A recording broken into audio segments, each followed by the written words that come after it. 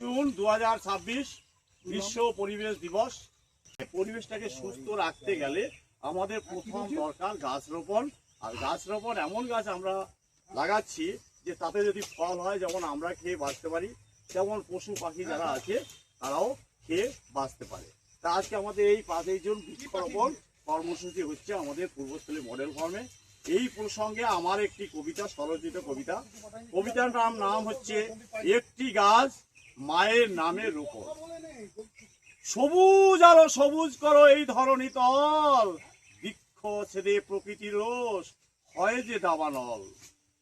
নগর বানাও বৃক্ষ কেটে, কাঁপে না ওই হাত, পশু পাখি পায় না রসদ, কবু দেয় না সাথ।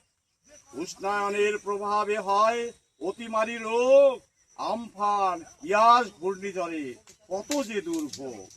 পৃথিবীর এই রঙ্গমঞ্চে সৌন্দর্যতার দান, যে প্রকৃতির রূপে রসে বাঁচে সবার প্রাণ। বুদ্ধিমত্তায় জীবে শ্রেষ্ঠ, যার মমত্ববোধ, আপন স্বার্থে মানব জাতি প্রকৃতি নেয় শোধ। মানে না কেউ প্রকৃতিকে, নিজেই বড় ভাব, ভূমিকম্প সুনামিতে প্রতিশোধ জবাব। গরিব সেবায় অর্থ নিয়ে ছলচাতুরি হয়, মানুষ কবে হবে মানুষ প্রশ্ন করলে ভয়। কৃষিকাজের রাসায়নিক দূষণ, মাটি জল, জৈব কৃষি কঠিন হলেও ভবিষ্যতের বল।